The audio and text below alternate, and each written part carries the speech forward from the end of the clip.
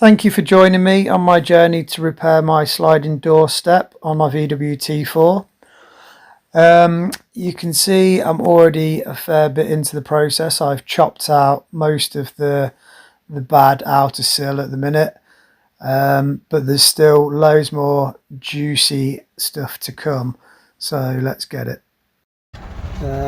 This section I've welded a plate in. It's not completely in yet, but it will be. So that's going into there, chopped out a load of the rust and rot. That'll be fully seam welded all the way around and treated. A few bits there I'm yet to finish off for the to follow the line that the new arch piece is going to attach to. Also, so there you can see the front of that piece. Just here, this bottom rail has all been replaced. I've chopped that out of the left side sill step, and if you actually chop this section out, it will fit to a left-hand door vehicle, and this profile follows it quite nicely up to there if you chop it and match that up. Like to make a few little sections here. I've started welding it in there. That will all look a lot better once it's tidied up. There you can see that new section. We'll go on to that bit over there afterwards. But yeah, she's coming on. We're making progress. This has all took me, what, I don't know, 2 days to get to this point. That's just with this panel and the bits and bobs that needed doing in the corner there, because it's just such an awkward shape, and we can only do the best with what we got, I suppose. And that was the left hand drive door step runner thing. Yeah, seems to be going too bad. We've got a little patch panel in there, temporarily in place to be butt welded along that line. That should line up nicely. It follows the body line pretty decently there. Not sure what I'm going to do about these holes yet. I don't think the old panel had them in there, so we'll see. We've got this panel welded in here. I just need to seam weld or butt weld that there. Let's have a look at the track runner, or the track sill, should I say. That's just tacked in there.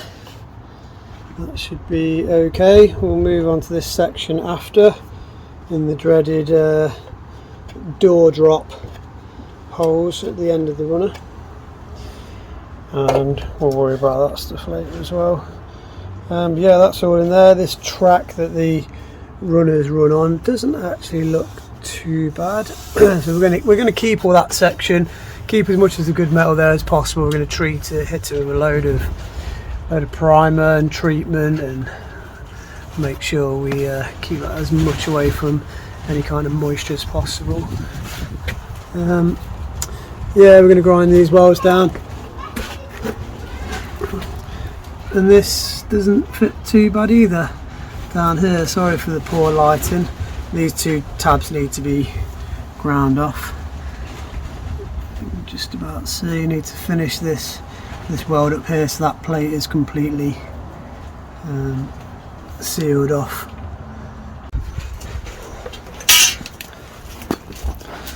Here's some of the underside. I'm not going to win any medals for my welding, I know that, but we've got to do the best with what we got. Some of these wires. So this seam has been welded all the way down.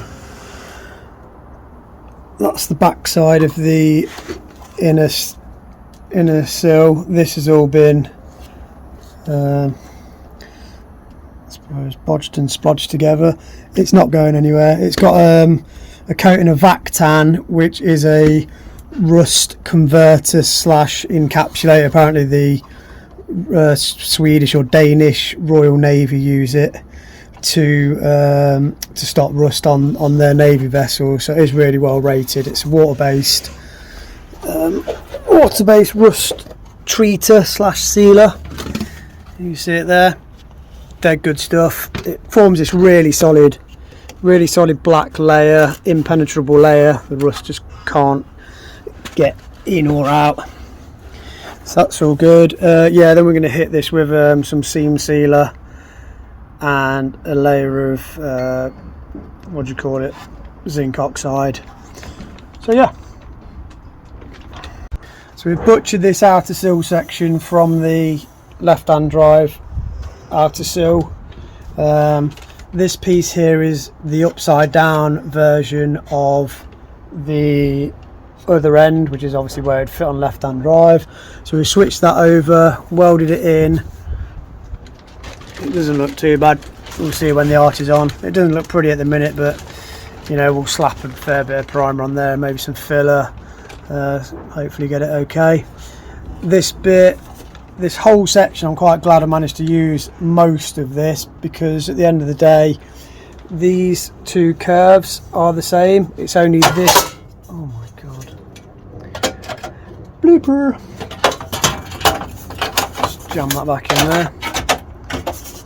So yeah, oh, stay bastard. Right, so I've just put some mollies on there to hold it up. So yeah, this bit is all original, this bit is all original, this bit I haven't touched.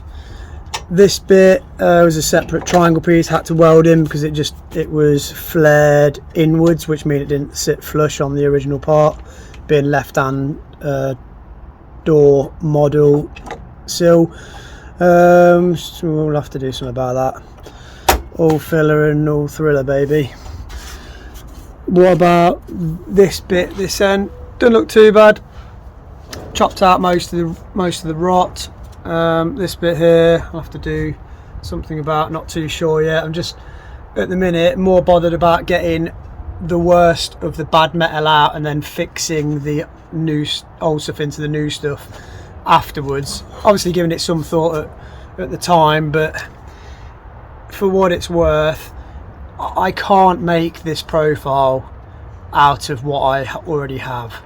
So it might be a case I have to weld a piece on here that matches that, which I probably do have somewhere. Yeah, I might have a bit of profile that matches that. Obviously not that bit. Yeah, we'll see. Let's get these mole grips off and see what we've done under here. So this is all welded now. I've welded this at the back. Yeah, quite happy with that. That fits in nicely. So one thing I've also realised with a project like this is the first time I've undertaken any body work. Majority of welding I've ever done has been on this project, so I'm sort of learning as I go. Is that I can't make it perfect with my limited amount of knowledge, space, time and the tooling I've got. So I'm not aiming for it to be completely perfect, but it's a lot better than what it was, and I think it will hold up and it will stand the test of reasonable time. Right, I'm just in the process of welding this this bottom outer sill lip in.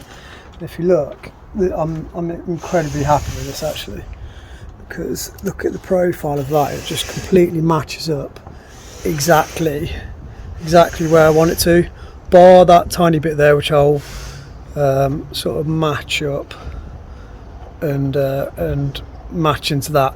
But the important bit is where the seal lines up with this face here, which is, for all intents and purposes, pretty flat. There's enough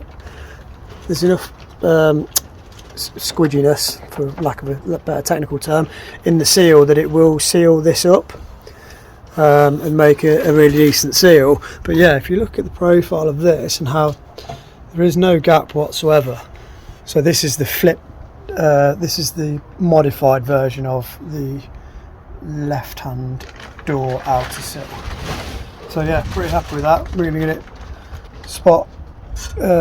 gonna get it drilled out and then spot welded in there, or plug welded.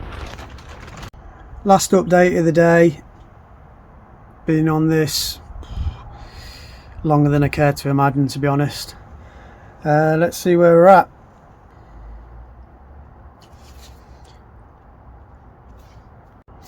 So the main job for the day was to get this outer sill rail on, and the mission has been accomplished. So let's take that clamp off there. So let's have a look. We've got the new section seamlessly integrated into the body. I still haven't fitted that little bit there in the corner yet, that little fillet joint, but underneath I've drilled and what do you call it, plug welded all of them along there, one every roughly, I don't know, 30 mil.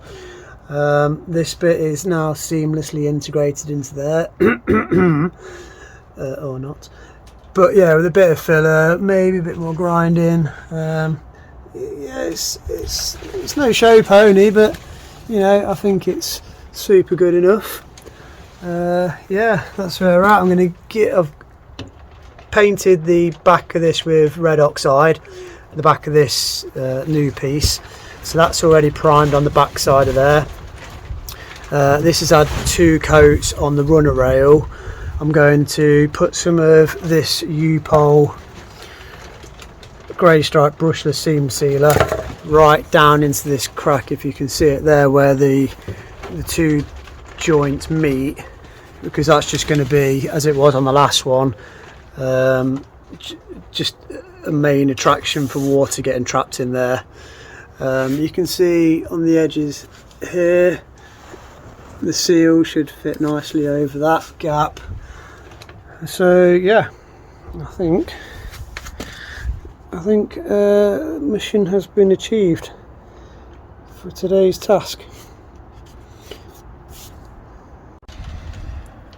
So after what seems like an eternity of a day, we've got the new sliding door rail on, and I am pretty freaking happy with it.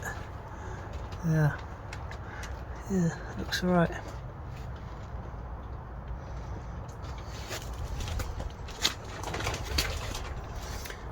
Let's just hope the door shuts. So here we go. How did we do? This update comes a little bit later into the future than anticipated, so we can attest to the longevity of this repair. See how we go on. I'd say pretty damn happy with that. It looks exactly the same as it did when it was freshly done some 3 years ago. I am no tube uber, forgive me, life has got in the way, but you can see it wasn't just a quick fix and go. It's actually lasted the reasonable test of time so far. Water's being kept out of this trough to stop it from rotting from the inside due to the new seal.